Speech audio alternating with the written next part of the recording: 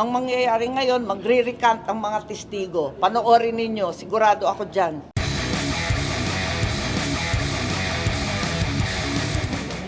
Yun daw ang paputok yung pasabog. Diba? At saka, yung 17 congressman na lang ang hahatakin. Hindi na star witness ang aking pinsan. Yun ata yung original plan eh. You have information na hindi po darating si Congressman? Nagbago ata isip, nahiya din sa sarili. Nagbago ang isip, hindi na a-attend ang information ninyo? Kasi ang dating narinig ko, magiging state witness, siya ang magiging star witness, bibigyan ng witness protection. Pwede ba naman yun? Linuloko na tayo ng lubus-lubusan. Thank you, ma'am. Yeah, but that's the original plan, but that's not what's gonna happen. Ang mangyayari ngayon, magre-recant ang mga testigo. Panoorin ninyo, sigurado ako dyan. Isa-isa yan, na biglang babaliktad. Dahil pre-measure, tinakot ang pamilya, at halos tinutukan ang asawa at anak. Ma'am, sino yung mag-recant? Alam na ninyo kung sino yung pinakamatindi ang testimonya. Si Gutesa pa yun? Si Gutesa po ba yun? Kasi pinakamabigat ang kanyang testimonya. Dahil doon, may personal knowledge at matapang na ibinunyag ang lahat. Talaga naman, tinakot ng todo-todo ang mga pobreng testigo. Hindi tama itong gawain nila. Ma'am, si Gutesa lang ba or may iba pang witness na magre-recant? Sorry? Intention po ba na may pagtakpan dun sa mga... Syempre, klarong-klaro talaga. At alam naman namin na may iba pang mga testigo na pinipigilan na magsalita at ayaw kumbidahin. Ma'am, to clarify, si Gutesa Sa palagay po ba yun? ko, kahit ano pang mag-recant dyan, kahit ano pang mangyari, kahit si Gutesa man at yung iba pang Marines ay magbaliktaran. Di ba sinisiraan na siya, naumpisahan na peke daw, yung nag-notarize, nag-falsify daw, kung ano-ano ang sinasabi. Wala naman naniniwala na sa inyo. Linilin lang ninyo ang sambayan ng Pilipino. Pero ang Pilipino hindi na po magpapaloko. Ma'am, to clarify, yung pamilya na tinakot ay kay Gutesa, kay Orly Gutesa? O basta, yun na yun. Abangan na lang ang susunod na kabanata. So nakita na siya, ma'am? Ha? Si Gutesa nakita na po? Basta, oo. Basta alam ko na magbabaliktaran ang mga testigo. Asahan ninyo, tinakot ng tinakot. Tapos, yung mga gustong magsalita pa ay itinago o talagang sinabihan na huwag nang magsalita.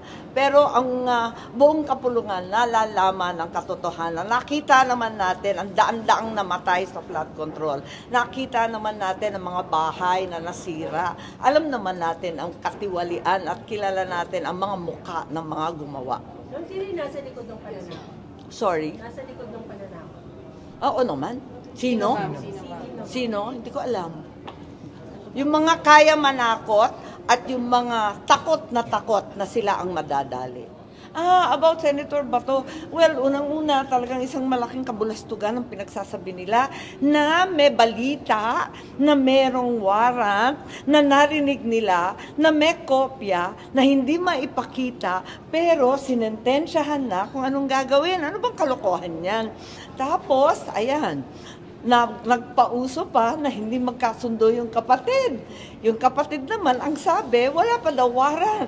Pagkatapos noon, si Secretary Bersamin, iba naman ang sinasabi. Talaga bang linilito ba tayo? Pero higit sa lahat, kung may warrant, ilabas. Kung walang warrant, tumahimik na kayo. Tantanan na ninyo kami. Ano ba naman pananakot ng ginagawa yan?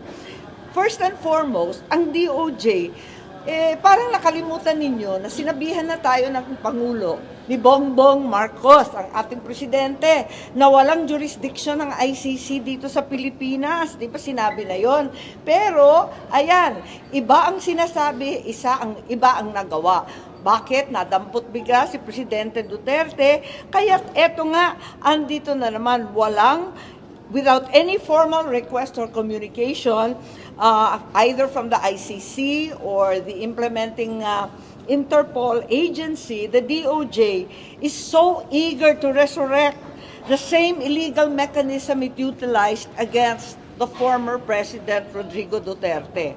Let me remind the DOJ, before any Philippine authority can surrender, extradite, kung ano-ano pang mga terminology ang ginagamit para lituhin tayo, it must first have lawful custody of that individual.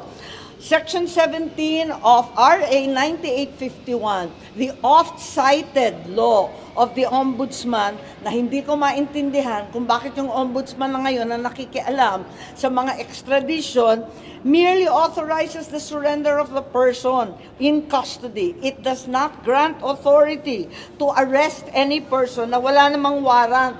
Naku naman talaga kayo, ginugulo lang ninyo kami at talagang linilin lang ang mga Pilipino. Pananakot na klarong-klaro ito.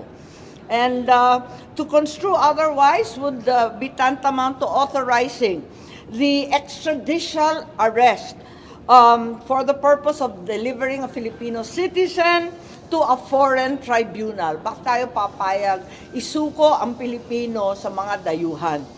Power that the RA 9851 clearly does not bestow.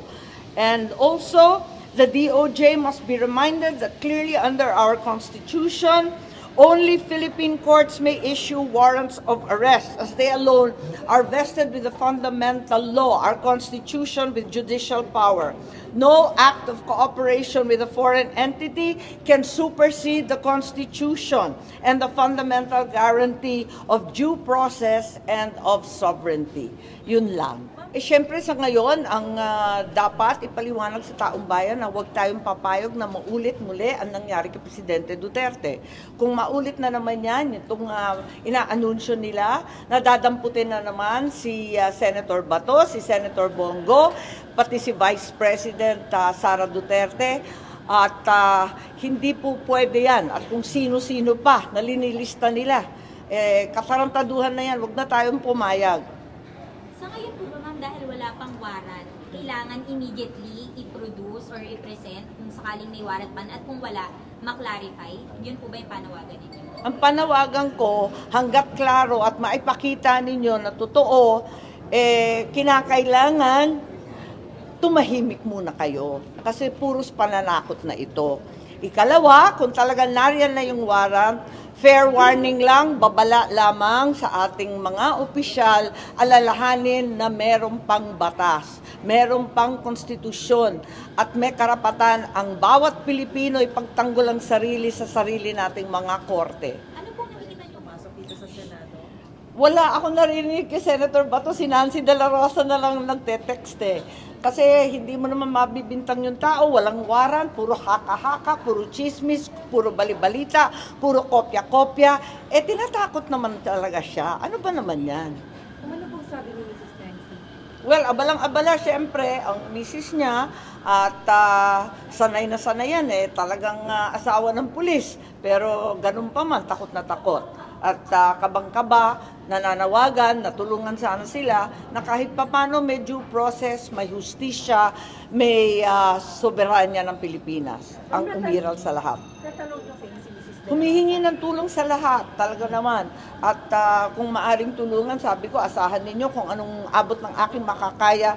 Tutulungan natin si Bato, hindi para makaligtas kung siya ay may sala talaga, kundi na makatarungan ang mga proseso na gagamitin. Huwag itong nangyari kay Presidente Duterte maulit-ulit.